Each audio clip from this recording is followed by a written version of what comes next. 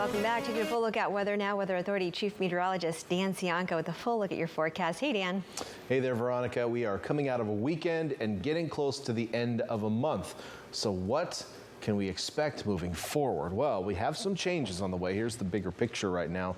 If you tuned into our newscast last night, we were talking about how our weather pattern was oriented with a monsoonal high across the southwest, a strong ridge of high pressure off to our north.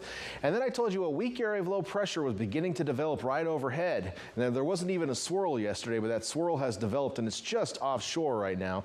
That's what allowed our marine layer to get to around 3,000 feet in depth this morning. In fact, the marine layer clouds made it all the way into the San Antonio Valley. Places like Lockwood had clouds this morning. We also saw those clouds spilling over Pacheco Pass toward the reservoir.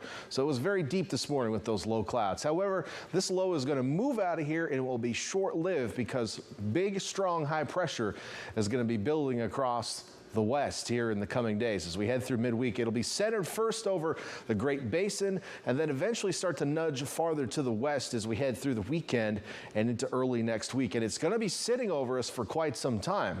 So what that's going to mean for us is if you live inland, it's going to get hot. If you live in the Santa Cruz Mountains, it's going to get hot. Now, if you live on the coast, you know what, we'll continue probably to see onshore flows, what I'm seeing right now. So you'll probably still see the fog every morning and temperatures in the 60s and 70s. It'll probably warm up a little bit. And if you live up on top of the hill near the coast, it might be a lot warmer, but most coastal cities in the lower elevations probably won't warm up more than 5 degrees, whereas our inland cities could pump up 20 degrees compared to our highs today. So we've got some heat coming inland. We're going to watch that closely because that could increase our fire danger, which we don't want, but it's something we need to monitor. Futurecast overnight showing the low clouds. The marine layer is still very deep, so we're going to see the intrusion of those low clouds well deep into our inland valleys once again overnight tonight into tomorrow morning. We'll probably see a little bit of drizzle around the bay.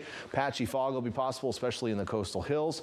During the afternoon tomorrow, really looks pretty similar to what we had today. We're going to clear out back to the coast with a few low clouds lingering on the east side of the bay, but I think most coastal cities will get some sunshine tomorrow. Maybe not all day sun, but some.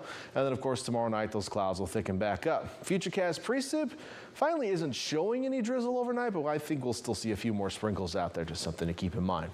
So we look at our forecast temperatures tomorrow. We're going to start to warm back up a little bit. We were in the 70s across the Santa Cruz Mountains today. We'll start to tip back into the low 80s, and that warm section of the San Lorenzo Valley, that Ben Lomond to Boulder Creek area, low 80s. 72 in Santa Cruz, 68 in Capitola tomorrow, so still pretty mild, if not only a little cool for this time of year on the coast tomorrow. Watsonville, you're going to be back into the 70-degree range. Same in Salinas with upper 60s along the coast. Farther inland, upper 70s to Hollister, the Santa Clara Valley getting into the 80s. Over to the Monterey Peninsula, you'll see highs in the mid to upper 60s. Pretty seasonable, maybe even still touch cool for this time of year. But you'll have a few low clouds and some afternoon sun slicing through. Farther to the south, we'll see highs in the 70s for our nearest coastal valleys. We'll get to the 80s by King City. We've got some 90s on the map, but this may be the last day in the next week or two that we don't see any triple digits on our map because it's going to get hot and stay hot inland for the next week or so.